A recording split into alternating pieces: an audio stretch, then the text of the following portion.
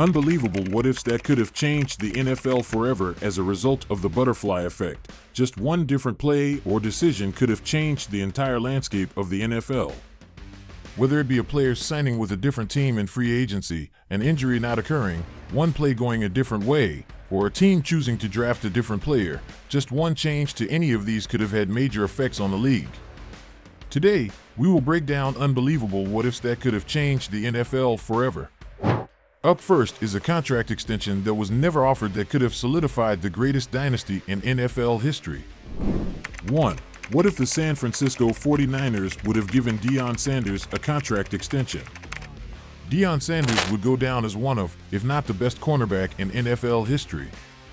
When he left the Atlanta Falcons in the 1993 offseason to join the San Francisco 49ers, many believed that they were destined for a Super Bowl.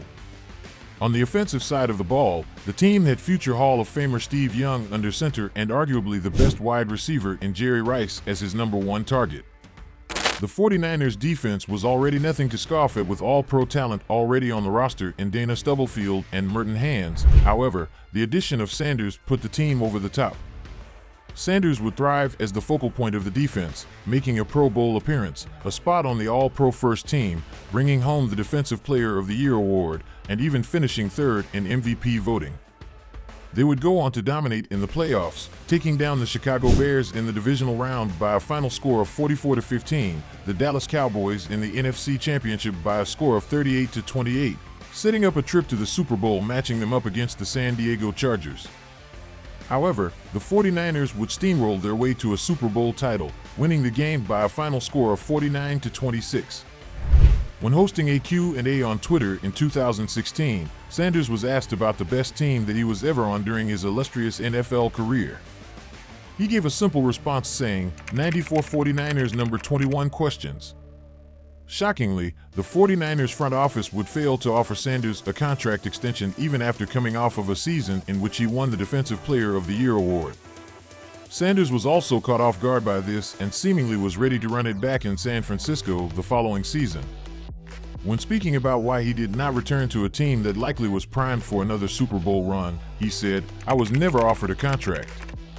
Do you know that? You know how I found out I wasn't coming back? I was playing outfield for the Giants, and we had a day game, so after the game day, I went over to eat at a restaurant. I think preseason had begun, and I saw a dude on the TV with number 21 on. Well, I guess it's over." The following season, Sanders would make the 49ers pay, and signed with the team they eliminated in the NFC Championship, the Dallas Cowboys, where he would go on to win another Super Bowl.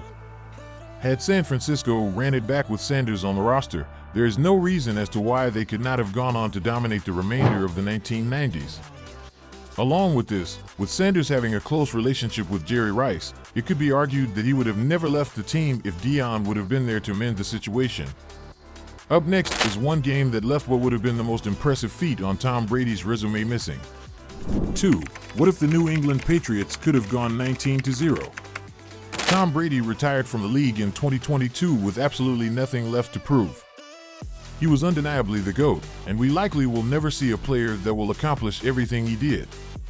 Brady was named to 15 Pro Bowls, 6 All-Pro teams, won 7 Super Bowls, 5 Super Bowl MVP awards, 3 MVP awards, 2 Offensive Player of the Year awards, the 2009 Comeback Player of the Year award, was named to the Hall of Fame All-2000s team, the Hall of Fame All-2010s team, and without a shadow of a doubt has a spot waiting for him in Canton. He also amassed 89,214 yards, 649 touchdowns, and only 212 interceptions. He currently ranks first all-time in career passes completed, first in passing yards, first in passing touchdowns, first in game-winning drives, and first in total offense. Despite all of these accomplishments and accolades, there is still one feat that Brady came just 1 or 2 plays away from achieving. That being the coveted perfect season. Since the NFL made the switch to the 16-game season and now plays a 17-game regular season, we likely will never see this occur. However, in the 2007 season, Brady and the Patriots would come just 1 game away from a perfect 19-0 run. He had a dominant regular season in which he threw for 4,806 yards and 50 touchdowns, leading the league in both metrics. This came in part to it being the inaugural season of Randy Moss's tenure on the team. Moss would set the single-season record for receiving touchdowns with 23, a record that still stands today.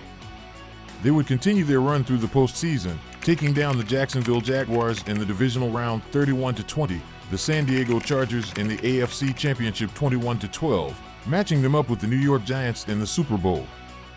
This is a Giants team that finished the regular season with a record of 10-6, and many believed that they had no chance of stopping Brady and the Patriots. However, they would put together a masterful game that culminated in one of the most awe-inspiring drives in NFL history. New England would fall by a final score of 14-17, coming just short of perfection. When speaking about this season, Brady was quoted as saying, "Had we won that game, I don't know. I'm not a big hypothetical guy, but maybe the desire is a little bit different. If you're looking at silver lining, maybe the desire to reach that point, maybe I would have been fulfilled, not to stop playing at that time, but I don't know. Maybe I play another 7 or 8 years, and maybe I'm fulfilled. Maybe not. I still think that it was the best team I ever played on, even though we didn't win the Super Bowl. It wasn't the most accomplished team, but it was probably the best team. It was the best team. It was probably the best team in NFL history. In my mind, the greatest football team that ever played." Rounding out the list is an injury that ended the career of arguably the greatest athlete that the NFL has ever seen. 3. What if Bo Jackson stayed healthy? Bo Jackson is one of the biggest what-ifs in NFL history. He was a generational athlete at the running back position who dominated the SEC during his time at Auburn. The Raiders selected him in the 7th round of the 1987 NFL Draft. Along with playing in the NFL, Jackson also spent time playing professional baseball in the MLB. As a Raider, Jackson struggled to get as much of an opportunity as he arguably deserved, as the team already featured Hall of Famer Marcus Allen in the backfield. As a result of this, Jackson was constantly fighting for a chance to break his way into the starting lineup. Over his 4 seasons with the Raiders, he amassed 2,782 yards and 16 touchdowns on the ground, along with 352 yards and 2 touchdowns as a pass catcher. He would earn 1 Pro Bowl appearance before his career would come to a sudden and tragic end. In the divisional round of the playoffs, Jackson would be tackled in a way that caused his hip to dislocate. While this would by no means cause a career-ending injury, during his recovery process, he developed a bone disease that causes blood supply to the bones to be disrupted.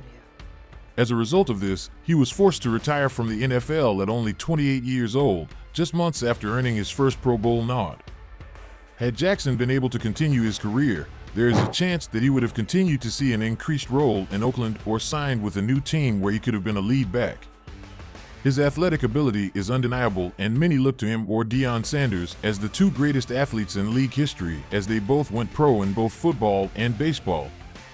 When talking about Jackson, Sanders was quoted as saying, "Bo Jackson was a physical specimen that was unbelievable. Like, Bo was Bo. Ain't nobody trying to see Bo, just like nobody trying to see Mike Tyson. If it wasn't for Bo, there would have never been no Prime.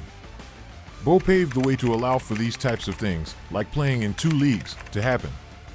I'm forever in debt to Bo athletically. Bo was phenomenal. I just approached it a little differently. I was finesse and Bo was straight power.